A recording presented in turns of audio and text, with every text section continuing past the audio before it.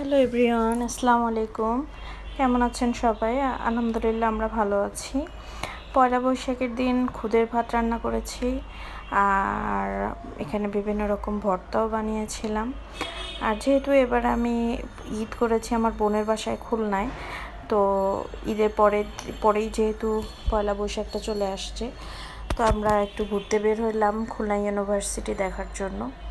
যেহেতু খুলনা শহরটা দেখা হয়নি, খুলনা শহরটা আসলে অনেক সুন্দর, নিরিবিলি এবং অনেক সুন্দর অর্গানাইজড করা। অনেক ভালো লাগছে এবার খুলনায় গিয়ে।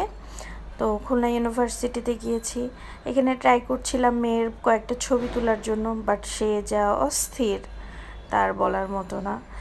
ঘুরে ঘুরে দেখছিলাম ইউনিভার্সিটি ক্যাম্পাসটা আসলে অনেক সুন্দর।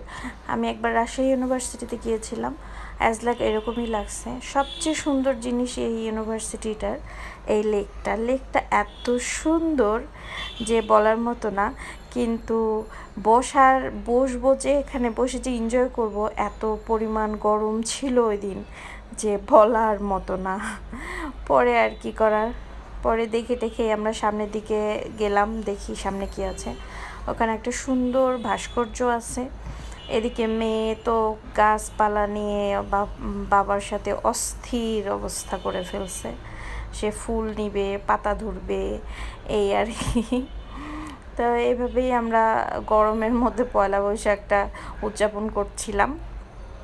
যদিও গরমে খুবই অবস্থা খারাপ, মেয়েকে ড্রেস চেঞ্জ করায় ফেলছি, কারণ এত পরিমাণ গরম আর ওই ড্রেসটাতে ও কমফোর্ট ফিল করতেছিল না, যার কারণে চেঞ্জ করাইছি।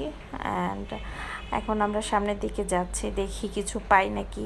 পিপাসায় আর তৃষ্ণায় যে অবস্থা, পরে কিছু না পেয়ে আমরা আইসক্রিমই নিয়েছিলাম।